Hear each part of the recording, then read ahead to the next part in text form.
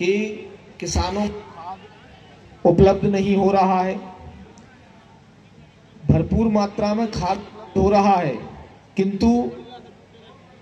विडंबना यह है कि हमारे यहाँ का किसान प्राइवेट दुकानों से न लेकर सरकारी गोदामों पर ही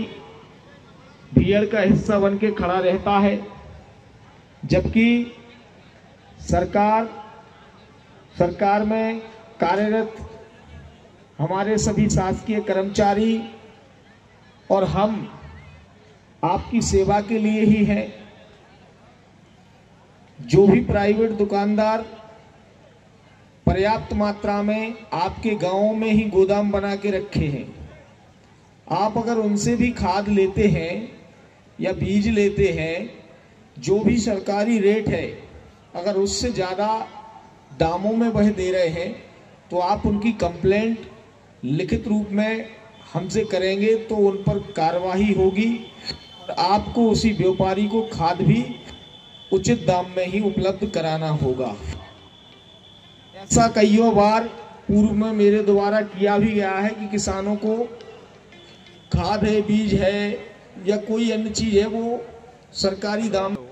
बहुत सारी चीजें ऐसी हैं हमारे क्षेत्र में, जब किसानों की बारी आती है, अन्नदाता किसानों को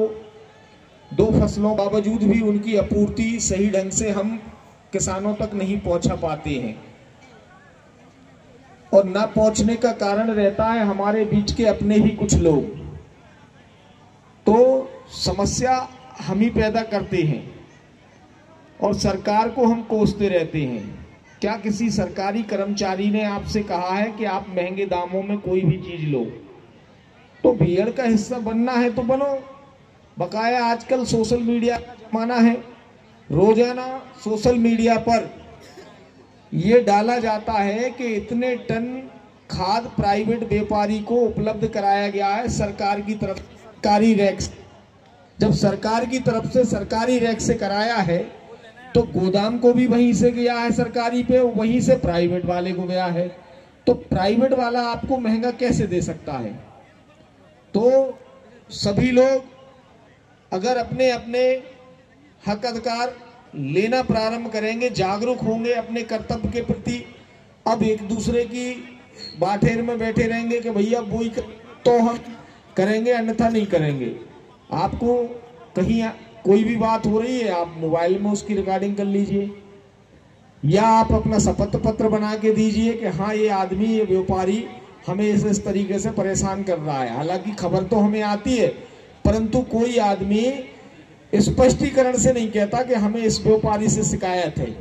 वो चाहते हैं कि मेरी बुराई ना हो जाए सेठ जी से, या मेरे भैया से बुराई ना हो जाए। तो थोड़ा सा समस्या तो बनी है,